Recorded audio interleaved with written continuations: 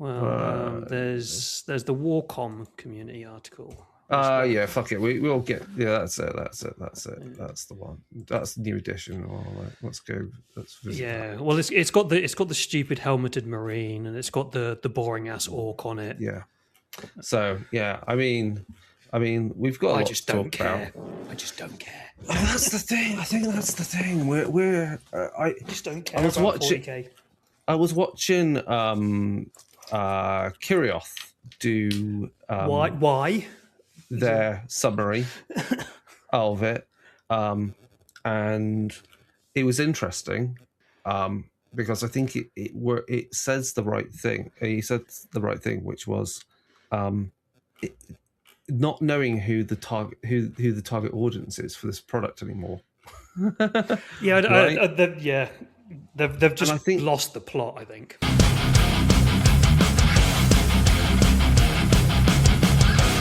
So yeah, I mean, like let's cut to cut to the chase. Like, do you want to do an intro before we start? Well, no, this is the intro. We always do cold intros on this, and then we'll get into it. So the point is, fuck it, yeah.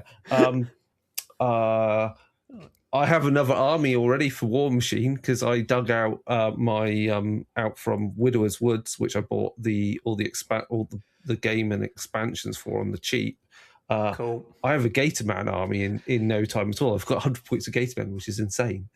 So I'm back to where I was when I sold off my army. It's insane how cheap it is to get a fully usable army now for Warmachine. Well, yeah. Like you've been trying to get me into it since I've come back. I think I will tempt you with the right army.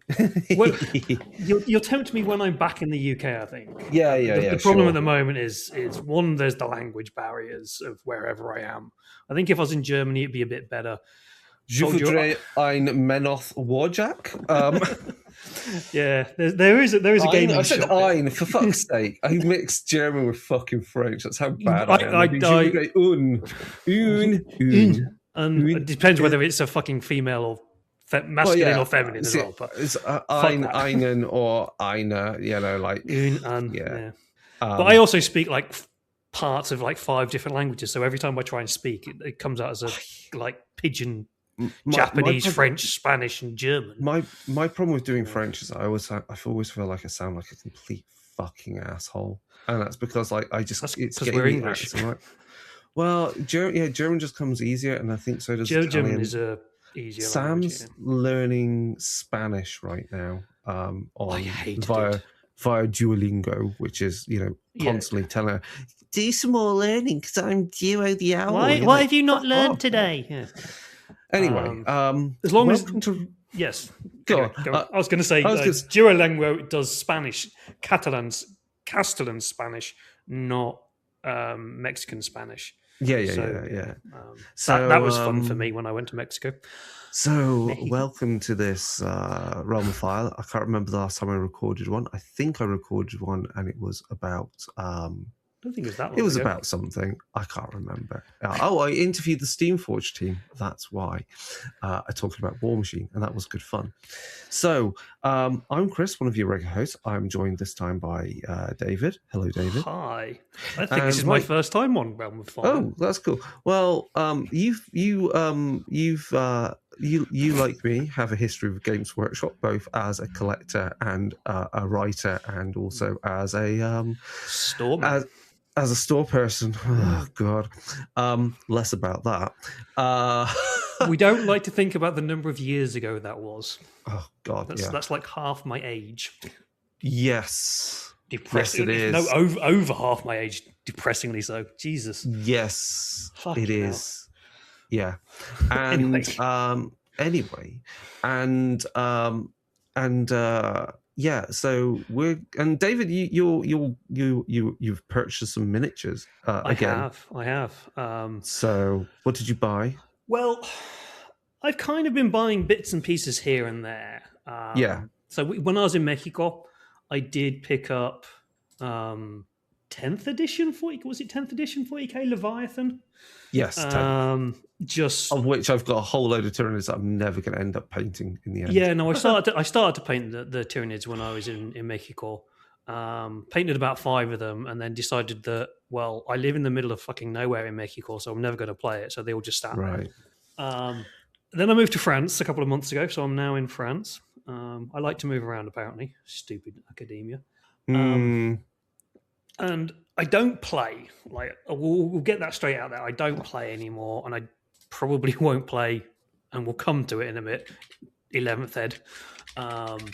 But I've always had a soft spot for Space Wolves and Emperor's Children. So I brought a load of Space Wolves and Emperor's Children. But then we had Adepticon, 2 weeks ago now? Was it? 2 weeks ago, yeah. And we had all these wonderful releases for Cities of Sigmar. Have you bought a Cities of Sigmar Spearhead box? Yes, I brought the Spearhead box. Now, I have plans for this. And it's kind of cool that you're here because you have the Warmachine version of what I want to do with Cities of Sigmar. And that is something like an old Ombre-esque Cities of Sigmar. Yes. Or what are they called? The Circle kind of stuff. So make it more a Realm of Beasts, a Ger kind of army where it's all full of it's all full of trees and folk horror elements. You know me, I love my folk horror and all my folklore and stuff. So that's what I want to do with it.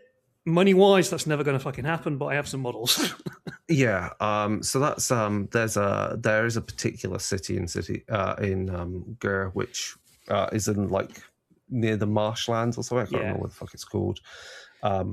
Something like Blight Water, Dark Water, or well, there's the Dark Water because there was the game that they just released that was absolutely god shite.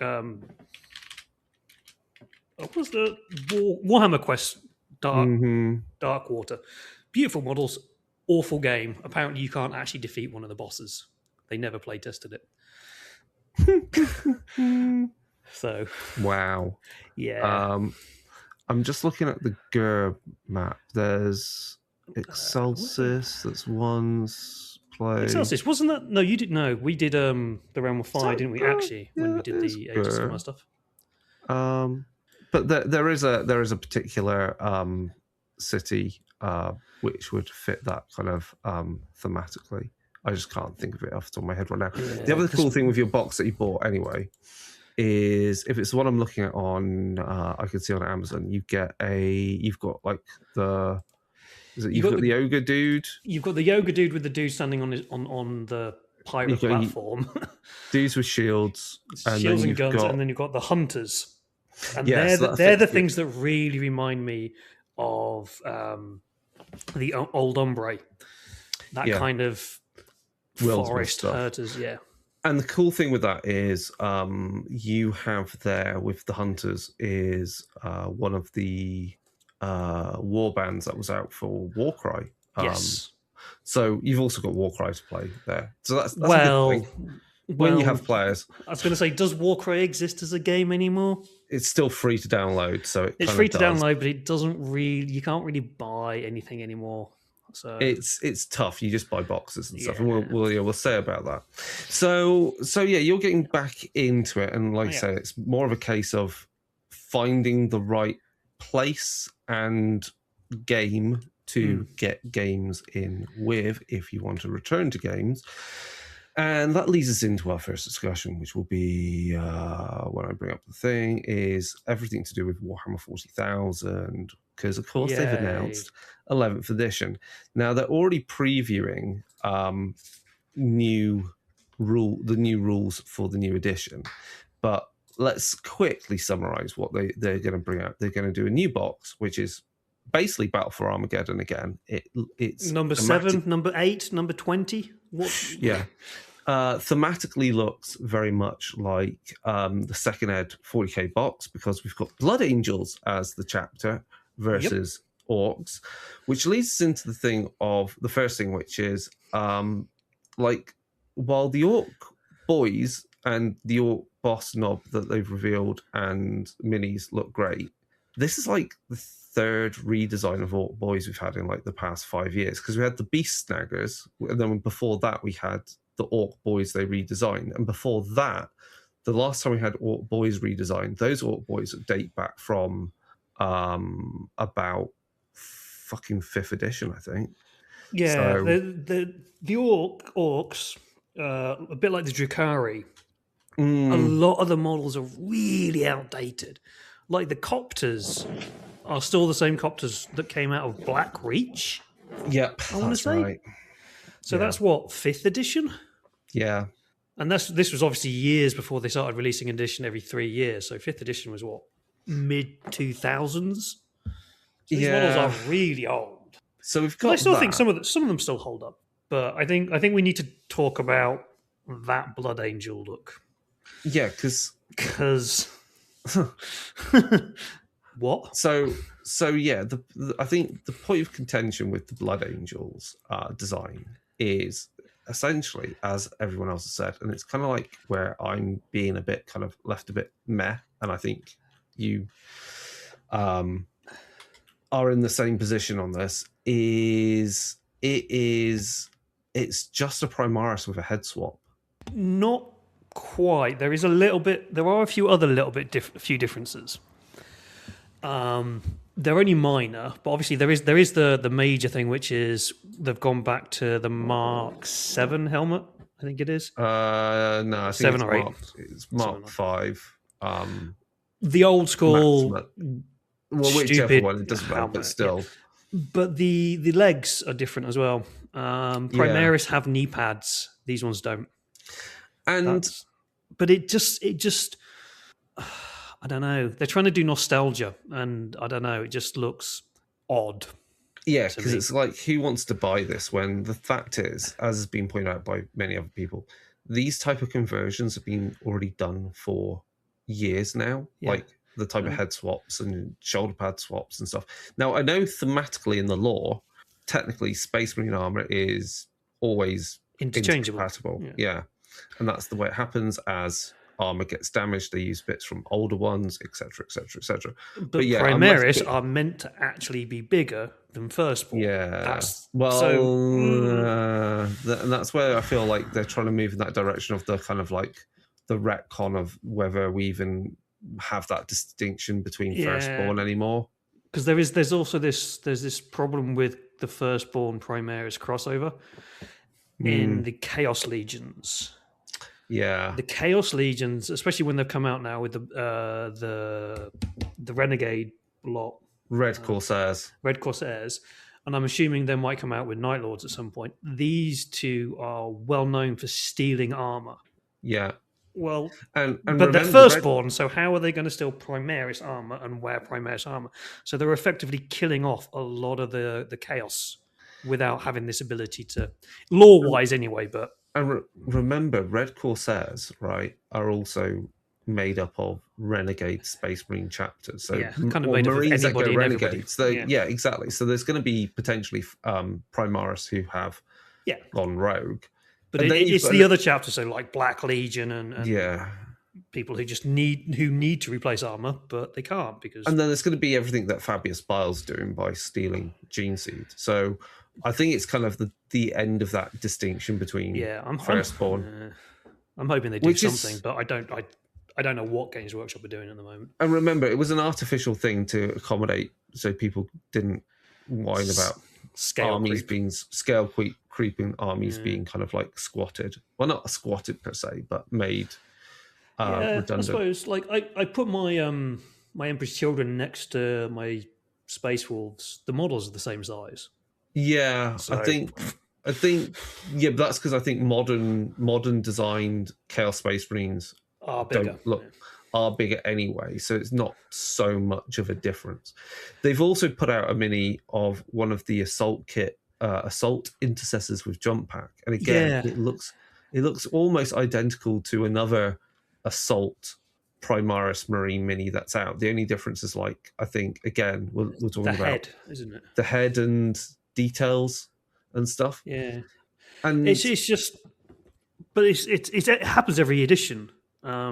There's just a different flavour of Space Marine, and all Space Marines are the same. Unless they do what they did with Age of Sigmar between 2nd and 3rd edition and just completely nerf an entire Stormcast army and bring out new models, which I wouldn't put it past Games Workshop doing at some point.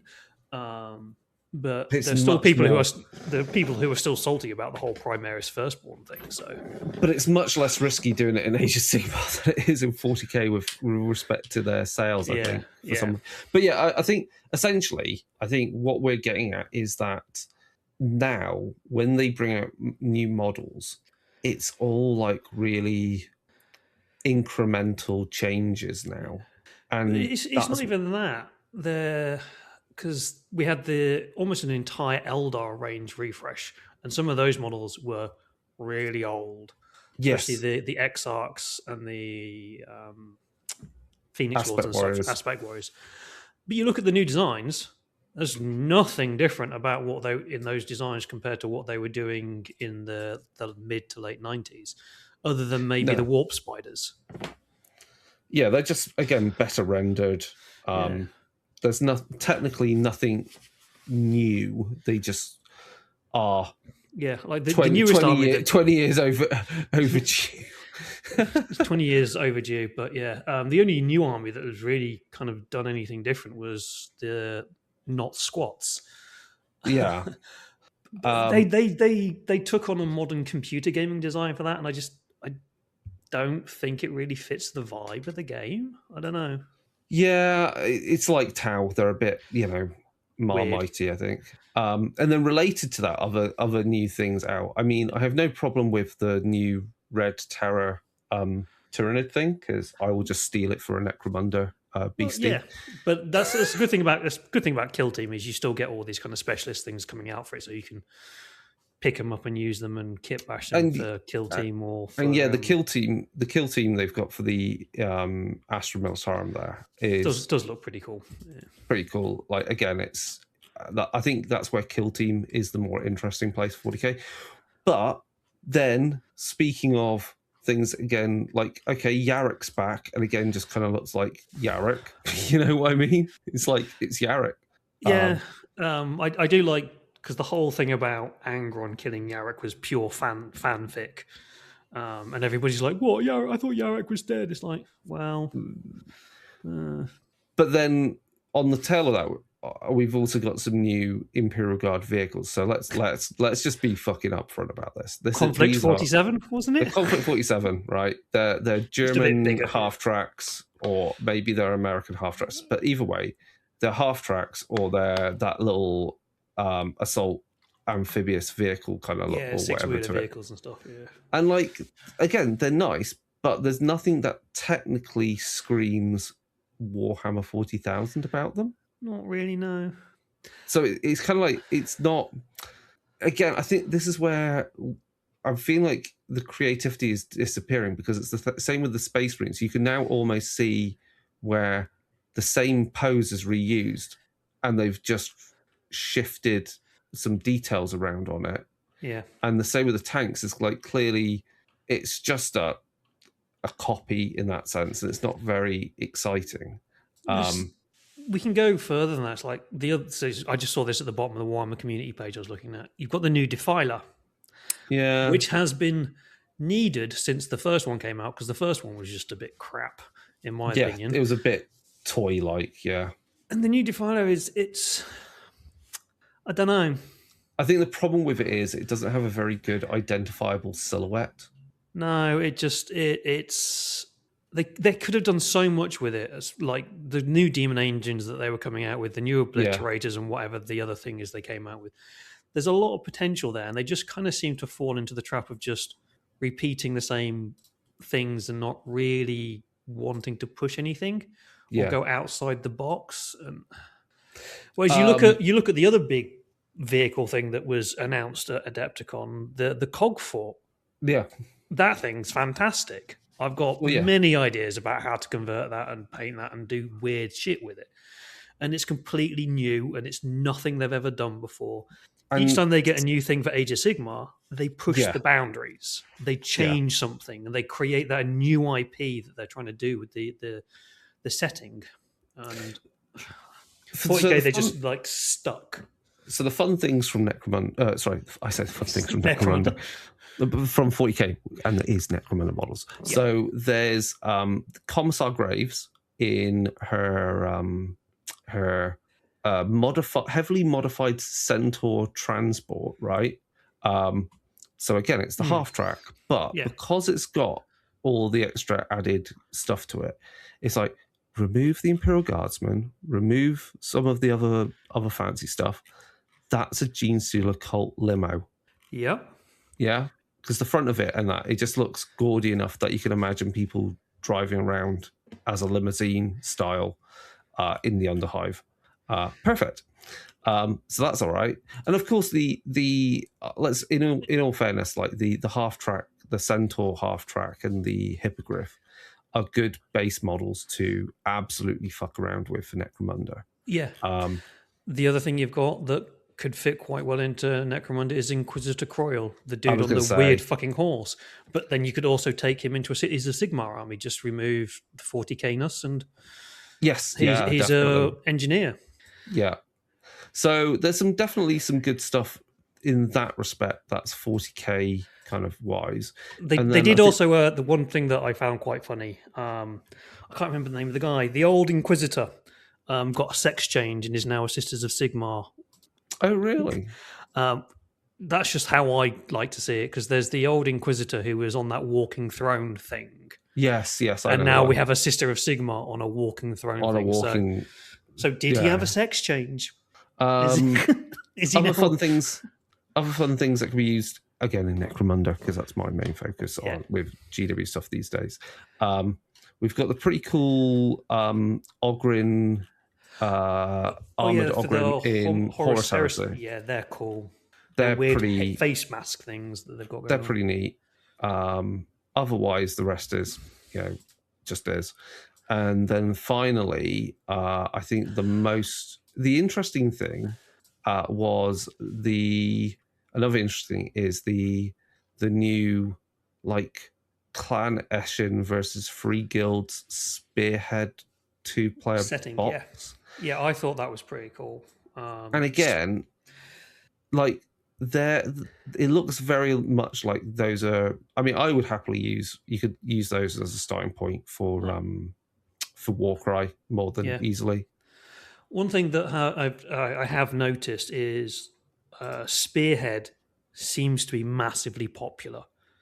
So I am seeing a lot of people playing it, seeing a lot of people loving it, because unlike Combat Patrol, Spearhead is a well-rounded, out-of-the-box game. You don't need to have anything else from it. You just buy that. If you just buy Spearhead, the rules are in the back that you need to play, basically. That box that you'll buy with the Cities of Sigmar and Clan Eshin, that's a self-contained game.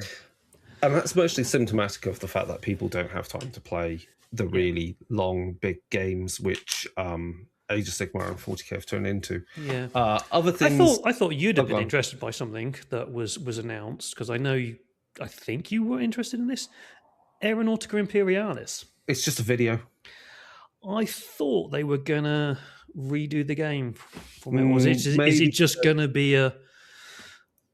Because it just says watch the trailer for Aeronautica Imperialis. I watched the video. It's pretty cool. A Warhammer Plus video series, I think. Yeah. So if they do anything with Aeronautica, if they bring it back, it might be off the back of Titanicus or whatever it's called. Yeah, because we've got Legions and Titanicus. Right now, Legions is the main game that they do. Yeah. So the other thing is, they're talking about. I'm looking at the article. I'm just like, oh my god, how complicated do the rules need to be for cover in 40k now? Yeah, I'm just I didn't look at the article because I saw some of the comments and I was like, I know people want to go back to like the 6th and 7th ed kind of ideas of adding in all this extra layers and stuff. And so cover is one of the ways they've done that. They've brought back also force organization, all fuckery. And I'm just reading that and going, so 10th ed was meant to strip rules, but never did actually strip rules. And so it kind of ended up being more complicated. You're not talking about removing any rules or making things any more streamlined, but you're talking about adding stuff onto this game? Yeah.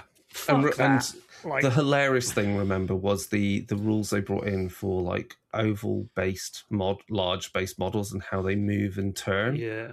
Because you're just like, what is this game? So yeah, that's kind and of it's still also L-shaped terrain. For tournament and with boxy, with rectangular templates for where the zone of the terrain is. So again, why are they even? Well, I imagine it's even got to the point of people aren't even playing with 3D terrain at this point. Like, there's no need. Warmachine the way the game works. So, oh no, they will do an 11th edition because there is you get bonus for being up in cover. Oh, really? Well, from what from some of the comments I was seeing, like if you kind of go up floors in a building, you get bonuses. But basically, I think 40k. I don't feel like. I mean, 40k in particular, I don't feel is. I have to agree with like what was said on other stuff. Is other videos out there. It's not. I don't know who it's. Yeah, I agree. I don't know who it's marketing to. Like, there's the like. Oh, look, we've done Primaris with these weapon and head swaps and shit, and it's like, well, we could do that before, and then the nostalgia element of it is of no meaning to the new initiates who will be using this as their jumping point into the hobby. So it's like, so what? Like, oh, we're going back to Armageddon. Why is Armageddon important? Who the fuck gives a shit? Like, yeah, I think we were saying a couple of days ago when we talked about planning this stuff and things. 40k 8th edition was the first edition that tried to move the story forward. Yeah. And they were actually going to go, right, from now on, each edition will be a progressing storyline. But what they did then was 8th edition, 9th edition, 10th edition were absolutely massive lore changes and pushing and changing and making basically the Imperium even more fucked. And they've probably gone, oh shit, if we keep pushing this forward, we are actually going to have to nuke the Imperium soon. And well, you do that, you go from the old world to Age of Sigmar. You go from 40k to Age of the Emperor. I don't know. Whatever, And I don't think they've got the balls to do it. For me personally, I think they really do just need to burn the system down, burn the universe down, and rebuild it. But that's me personally. However, 40k is the biggest selling the biggest selling war game on the market. And Marines are a huge part of it, yeah. And they're not gonna and they're not gonna do stuff with. They've got the TV series stuff in the works. They're not gonna shift things around. Anyway, let's. We got like maybe the best part of half an hour to talk about much more interesting stuff, other things, other cool shit, exciting, brand new, never seen before stuff. So, let's start with Trench Crusade. Yes, this excites me a lot because there's new plastic sets out for the Prussians. I've got my Prussians built. I need to paint them. I've got my Heretic Legion resin models. I need to paint those. You've got the plastic Prussians. Yeah. Ooh, wow. They I need to pretty well then. So I need to. I will be painting them with P3 paints from Steamforged Games. I will be doing that. But they've got a starter set coming out for the Trench Crusade called Carcass Front, which this excites me a lot. Narrative campaign starter set, which is cool. And what we get in there are 2 plastic sets of minis, plus all the books and rules and etc. The rules, of course, are free, and you can also buy the rule book in physical. And we'd like games that give rules away for free. We've got the Heretic Naval Raiders, and the easiest way to explain this is they look like deep sea divers with guns. Yeah, they look fantastic. Now, David, I was thinking way back when we were writing stuff for doing stuff and writing stuff for. Yes, we had an idea, didn't we? We had an idea that we never got anywhere with. but there would be. There's in that setting in Wrath and Glory, so it's a 40k RPG. There's a world called Gilead. There's a system called Gilead, and then there's a world called Caribbean, and it is a water world that has hives that are sat on islands. So the idea, when you think about it, if there's hives on a water world, they would have hive gangers and industry that would be related to that. And so these are perfect proxy, well, not a proxy, but places to convert models from. So that I'll be needing 2 sets. So when we were actually talking, because we talked about this quite a lot and we wanted to do stuff with it way back when the whole thing came out, I actually got one of the first Warcry bands, and I actually turned it in. And I turned them into a Necromunda underwater gang. Fond memories. So anyway, these are really cool. They're really cool models. They're really rust-coloured, rusty, filth from the oceans. The only thing I don't like about them is the weird triangle on the leader's head. I think it might just be the paint job as well. The paint job looks a bit odd, but the triangle's a bit odd as well. But I will also say, when you zoom in on their paint jobs, it feels achievable. Yeah. It's very painterly and achievable and grody. Whereas, you look at, like we said, that new Space Marine, you look at it and go, how long will that take? I ain't doing that. Yeah, fuck edge highlighting. Yeah. And then we've got in there also the Procession of the Sacred Affliction. So they look like, and I was watching Chris Peach and Suggsy do their Twitch stream just now, and Chris Peach thinks they're based off a order of knights and priests back in the Middle Ages who tended to people with leprosy. Yeah, and that's why they look like what they do. There's a little bit of also kind of like again going to the Necromunda thing. So there's almost a corridor aspect to them in there, or as you talk about knights, flagellants as well. So again, they look really grody and horrible, and they're all bound up so that you can't see their disease-ridden bodies and so forth. There's lots of stuff that there's the guy that looks like he's got like a sea mine for a helmet. Or it might I think that's my favourite one. He might just walk up to someone and explode, so we don't know. Just walk up to them, headbutt them, very orky. So that's all very cool. I think I need to play Trench Crusade. I need to get myself painted, but I am excited. I've got Trench Crusade terrain painted up. I've got my Byzantine trenches done. I've got a whole load. It covers like a 3x3 board and with multiple layers. And I've got, I need to do the washes on it. I've got sandbags galore for it. So it's going to be a lot of fun. The only thing I've ever used it for is my own, is like actual artwork. Is the whole setting and the vibe is very much stuff I like. So I want to run. I want to write again, as I always say on these episodes. Thomas Pernin and the Trench Crusade team. I would. Can we do an RPG? RPG on it. Yes, let's do an RPG, please. So we'll start with that. Now let's talk about Warmachine. So I will link to if I can find the Warmachine community page. Blah blah blah blah blah. No, there we go, on Facebook, because then it's easier to talk about a lot of stuff. There we go. Where did you post that? I don't know if they posted it all on Wargamer. Wargamer posts up a lot. But anyway, they had their keynote, which went a lot better than the GW one as well at Adepticon. A shout out to Halstor Mikey, because he did theirs for Steve Forge Games and did it at a much more professional level.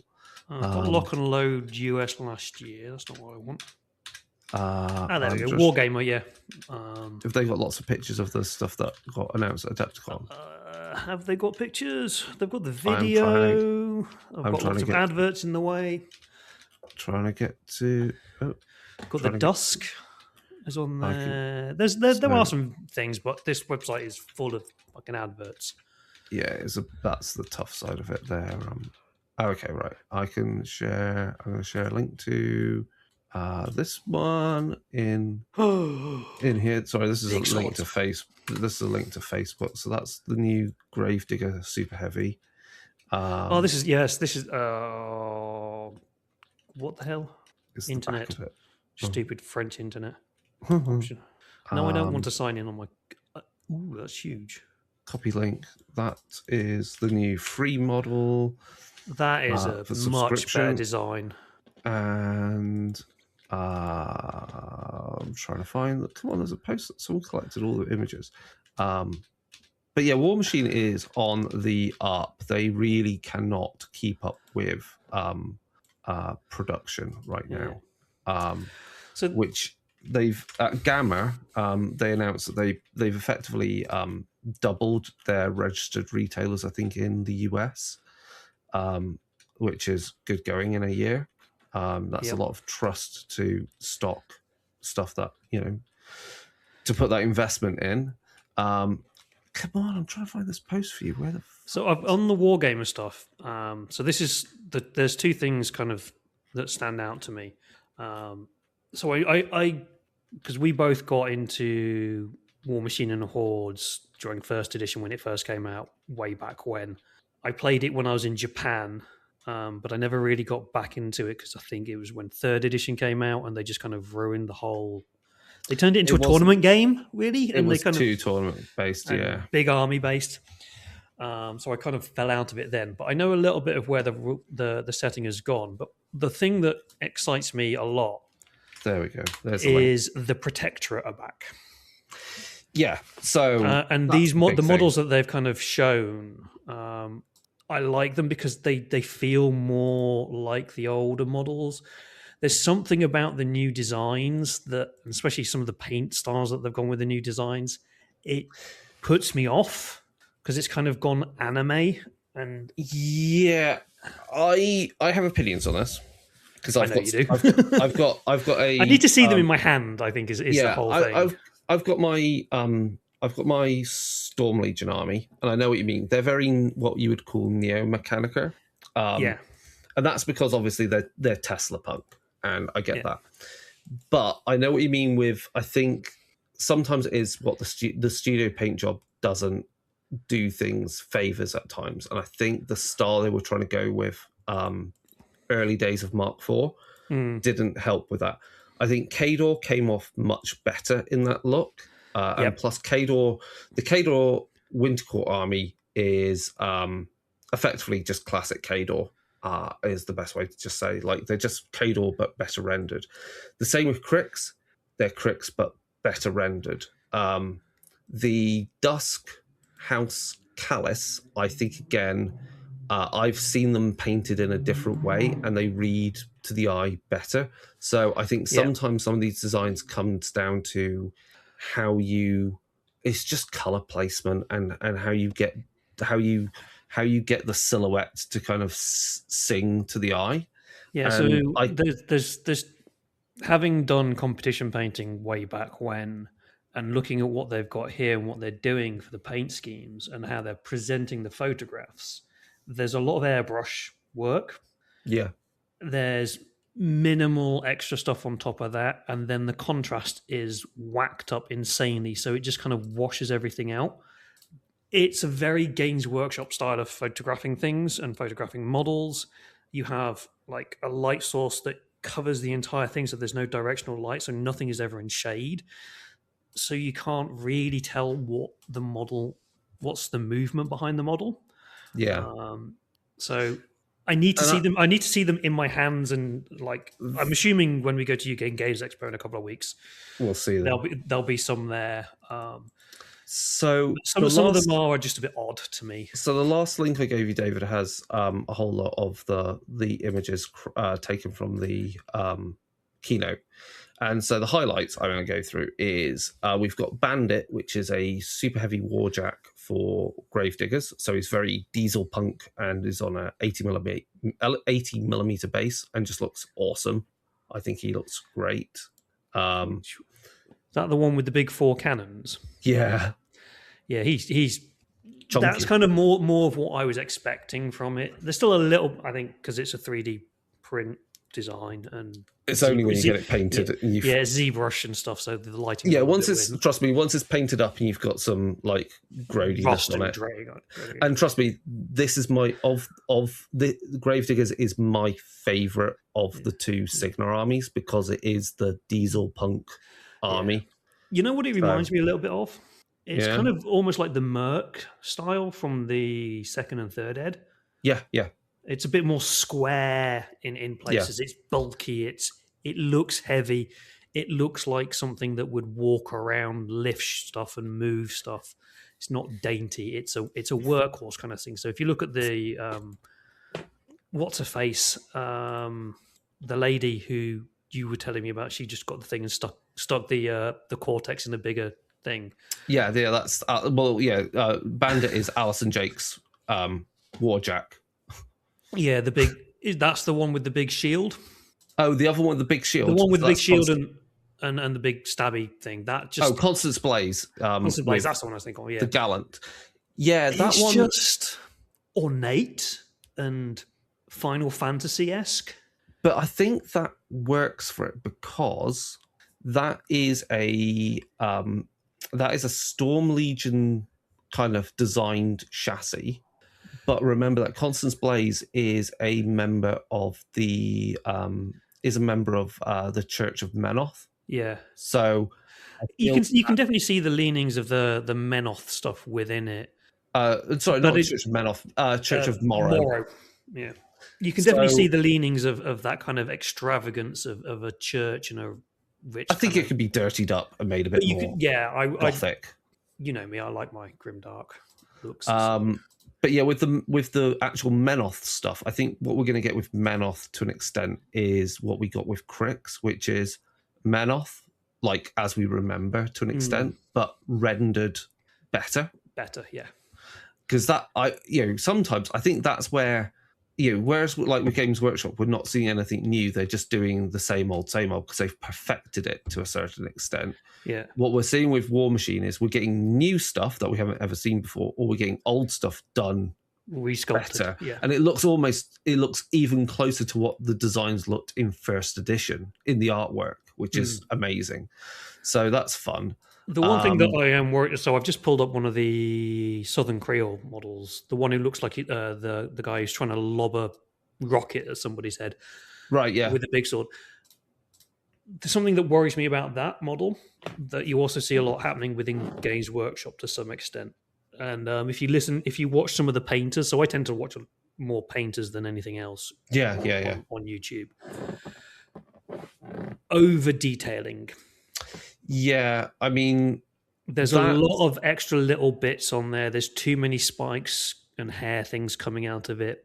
I think it could have a lot more if it was a Games Workshop. Oh, it would have. If it was Games Workshop, it would have a lot more. I've also just noticed it looks like it has a model on nipple, but that's just reminded me.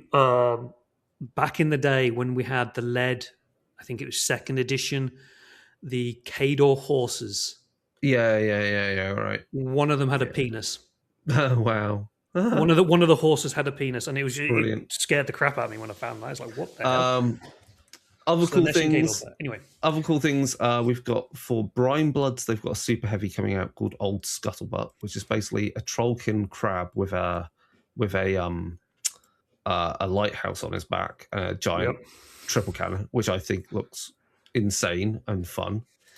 They've also got coming out for the Southern Creoles a super heavy, a colossal. So it looks like the Mountain King, old Trollkin colossal, but he's got a giant. Amazing, that model. He's got the axe from the Kador colossal. He's got, I think, an open fist, and then his back is still mountainous, but is also got the pygmy trolls using it as a hideout, and so they're shooting from it. So that's hilarious.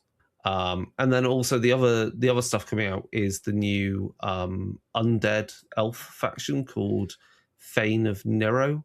And that's going to be undead elves, but with their war beasts are like giant vampire bats. So I think there's opportunities of painting them interestingly with that, like membrane, making the wings look very membrane-like. Yeah, they're the ones that are kind of half. I forgot what the two elf factions were called now. So you've got Retribution of Syra, and then you've also got the Nis. The Dragonborn, the blind. So ones. The Nis elves were most of the Nis elves were controlled by Legion of Everblight. That's the one. Legion of Everblight is in hiding because he got his ass handed to him. So the Final Hunt, which is a plastic starter for Fane of Nero, they are remaining mortal Nis elves that have returned to the Kingdom of Eos, which is now the Kingdom of Dusk, and they are teaming up with. They can be used either as a lesser warlock and attachments in your House Callus elf army. So that means you've got. You can have basically got a lesser warlock with her war beasts, with your undead elves who control their war jacks, or you can have her leading your. You will have her leading your Thane of Nero undead elf army with their vampire, Isle of Sight vampire bats. Yeah. So there's lots of that's a cool thing. Like, again, we're getting more mercenary units, we're getting more models that are going to be usable in multiple factions, which is the fun thing about Warmachine. What's also really cool, just thinking about it, it's like when they brought out 4th Ed and it was still Privateer Press and they were doing the 3D print stuff and they just kind of, it was a very limited thing and they were kind of hinting at this was coming out, that was coming out, all this. Steamforge then picked it up and, well, everything is now here. And all the STLs. Constant, yeah. And that's the other good thing, is STLs. Yeah, so we're now at the point where you can get, if you join the My Mini Factory tribe, you can get the Pharaoh and the Cephalak starters for free as STLs, and you just need to print them yourself. The rules are, of course, free, and then they've just done the Frontier campaign, and you can get, and so you can now buy also the STLs for it costs a bit more though, for the Grimkin and the Convergence of Cyrus and the Infernals, and even those armies have had new new designs put in and reworked some. So they've rejigged things around, added a third model into a faction, a third design into a model of a model for a unit that consists of 3 models, so that you don't have duplicates anymore, stuff like that. So they've really remastered all these armies. So you're saying about remastering all these armies, there is, however, one big gaping hole. What's that? And it kind of lies a little bit to the east of everything. Oh, Scorn. Yeah. Right. Well, I can tell you now that in the rule book for Warmachine, there is a page that talks about the Scorn. Now, whether that means they're coming back yet, I have no idea. So it might be something on the horizon for Adepticon at the end of this year in the not Adepticon, Lock and Load US, or it might be, Gen Con or something, or the year after. But it makes me think Scorn will come back in some flavour, because Scorn... Well, they have to, because they were such a big part of the ongoing storyline of Sigmar. Yeah. And there's so much opportunities there to remaster and re-render so many of the diverse collection of war beasts they had. Maybe what they're really trying to do, though, is fix the Scorn gap. Going back to the old metal models and trying to put those old metal models together and just have massive fucking gaps everywhere. Well, we don't get that anymore because things are printed or plastic, so that helps. I just remember it being an incredibly famous part about the Scorn. So there's also a Ask Me an AMA that Steamforge Games did with Wargamer.com, which I need to watch and listen to. So those are the big things, and then the other thing that is coming up on the horizon and coming up to people who are influencers is the StarCraft tabletop game. Yeah. I'm also just putting in Adepticon. Well, you look at that. So everyone knows StarCraft. It's the RTS computer game, humans, Zorgs, and the one beginning with P. Zerg and Proteus. Yeah, Proteus. Now, I've seen a lot of people go absolutely crazy over this, and they've absolutely loved this. I've not looked at the rules. The models look pretty cool, especially for the humans. I do kind of like the human models. The others I'm not too fussed about, but I have a very big reservation over it. The last computer game that got turned into a tabletop game, Halo, flumped massively. And Halo, I think, has bigger scope as a setting. One of the problems is you've got 3 factions with well-known unit types and buildings. They are very limited in what can be there. So unless they're going to unless Archon Studios, who are a very good studio and have the ability to do really cool stuff, I don't see the game going anywhere unless they're going to be given free reign to expand the universe. Yeah, that's I just feel like it's a very contained thing. Yeah, I think you're right. It needs, unless there's something that there's stuff that's in development for a future computer game, which will be that the war game will get to kind of see a little bit of first. There's a limited amount of scope on what they can do. What you can do though is you can take all of those human forces and just whack them into 40k. Saying that, they though, look like better Space Marines to me. Looking at the designs, and we know the things that we do know, which is I would say is innovative, is the plastics. Either look come like phenomenal. Yeah. They're actually metallic plastic, so they're not metallic paint on top of a plastic, which Gundam sometimes does. There is actually a metallic sheen to the plastic. Yeah. So it looks more I guess it's the best way to say it. Pearlescent, yeah. So the Marines are blue in a blue plastic. The Zerga in just a flat purple plastic. It is pearlescent. It's a pearlescent purple. And then it's a gold one for the Proteus. And then the other thing on top of that is they've got clear plastic. Yeah, I think that's a massive point. So it gives a bit more va-va-voom to your models because it looks straight out of the box as well. Like you can build them, you can style them, you stick on those little clear plastic things, and it makes them look cool straight away. There's no faffing about with paints or anything. What they've done with the box, though, if you some of the unboxing videos that I've seen, that box, the Founders box, I think it's called, is rammed. Oh yeah, it's packed. I've seen it unboxed. It's ridiculous. It's insane. And it comes with a play mat. It comes with everything you need, and it's just it's like I think it's about 150 euros ish, and you get twice as much as you'll get in the 40k 11th ed, I reckon.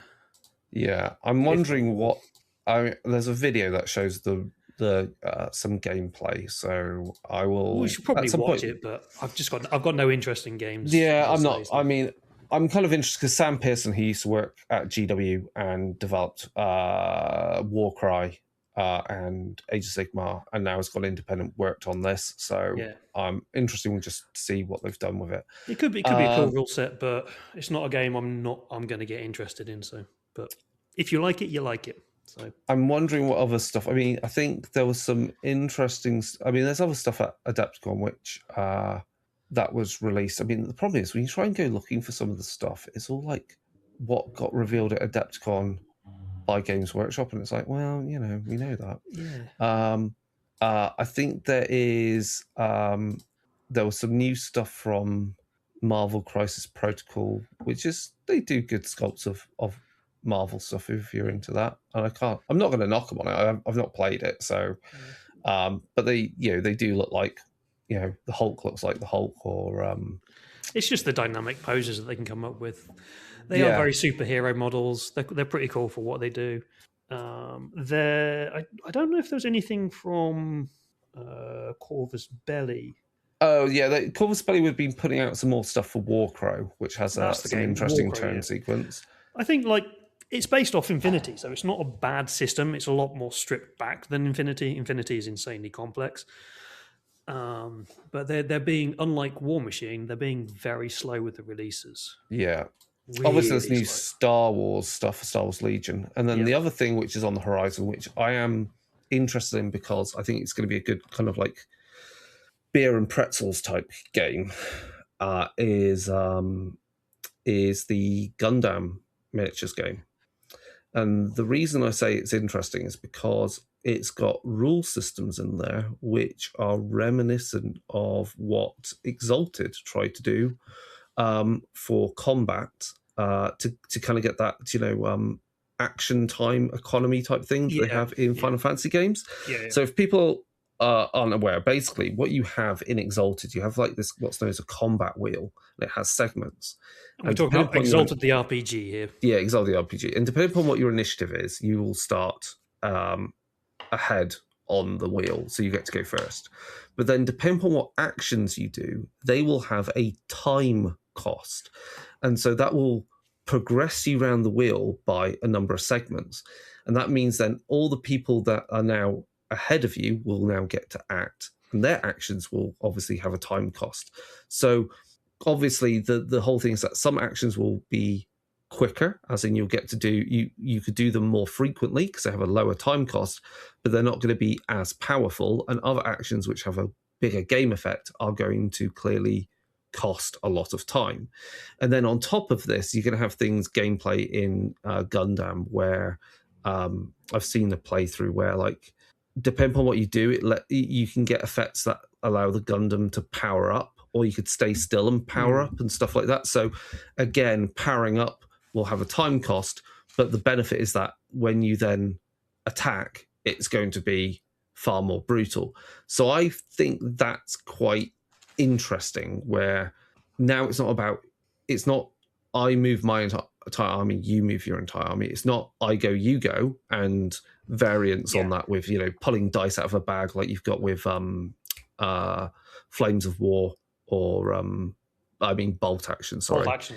Yeah, and it's not like say even like Necromunda, where you've got alternating activation, but you can do group activations. You've got something instead which is all about the cost of your action. It's almost like someone's been reading maybe Blades in the Dark or something like that. Yeah, I guess there's an element with clocks as well there. So I think that's kind of fascinating. I think it's going to be a fairly, like I say, it's a cheaper game. It's going to be a cheaper game to get into in some respects because of what it is. Like, you're not going to have armies of Gundam. So no, and it's on a hex grid and it's a smaller play space. So there's that. It and then the other thing, slightly of a game that got released. I don't know if it ever actually got released, but there was this City Fight mecha game that was around years ago. I just remember watching Beast of War. There's a Zeo Genesis game which Andy Chambers worked on, which is also a mecha combat game. There's various. I can't remember. Obviously, the classic is Mech Warrior that also uses a grid, but it's much more crunchy. So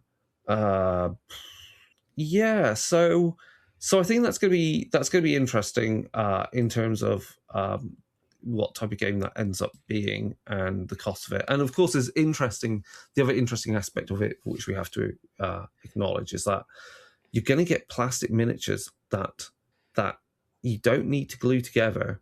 You can just go to a gacha and buy them. Well, it's because if you've ever played with Gundam models and put them together, there are the idea of mold lines and the need for glue. Well made. They are so well made. And so Gunpla, I think one of the things that's going to be an issue with the Gundam game is it's trying to fit between two very distinct hobbies. Like Gunpla within itself is a massive hobby.